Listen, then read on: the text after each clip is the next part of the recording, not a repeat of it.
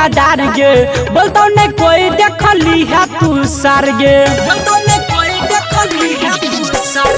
जिला दरभंगा के छिए रंगादार गे बोलतो ने कोई देखली है तू सार गे जले दुनिया जहान चले छिए सिनातान जले दुनिया जहान चले छिए सिनातान हर जगह हमारा पने आबादी लागे है सब गाँव में हमारा आजादी लागे है ना हमके आगे अपराधी लागे है सब गाँव में हमारा आजादी लागे है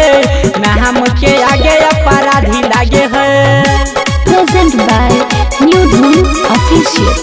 ना हमके आगे अपराधी लागे है अपराधी लागे है ना हमके आगे अपराधी लागे है अपराधी लागे है बोली से पहिले चलाब छिए गोली इहे से नाम है कलफुआ टोली इहे से नाम है कलफुआ टोली बोली से पहिले चलाब छिए गोली इहे से नाम है लफुआ टोली सब रखन है कटाई मार होते कटा सब रखन है कटाई मार होते कटा देखही न आई रंगदारी लागे है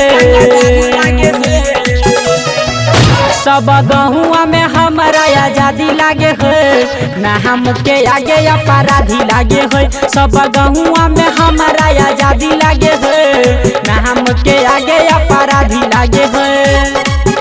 Present by New Dhoom Official. ना हमके आगे अपराधी लागे है अपराधी लागे है Recording by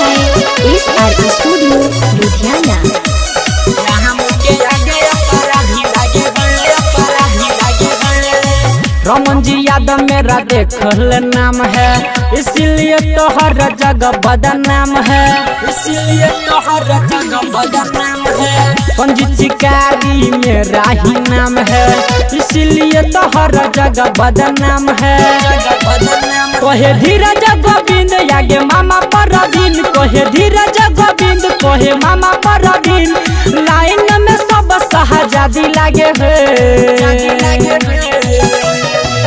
सब गहुआ में हमारा आजादी लागे है ना हमके आगे अपराधी लागे है सब गहुआ में हमारा आजादी लागे है ना हमके आगे अपराधी लागे है।